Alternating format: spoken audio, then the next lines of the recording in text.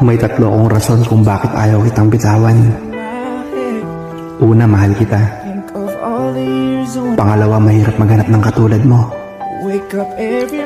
Pangatlo, gusto kitang makasama ng pangmatagalan.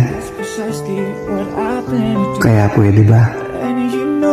Huwag mo akong susukuan sa oras na hindi na tayo magkaintindihan.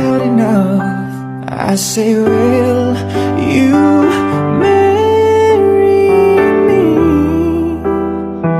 Swear that I will mean it. I say, will you marry me?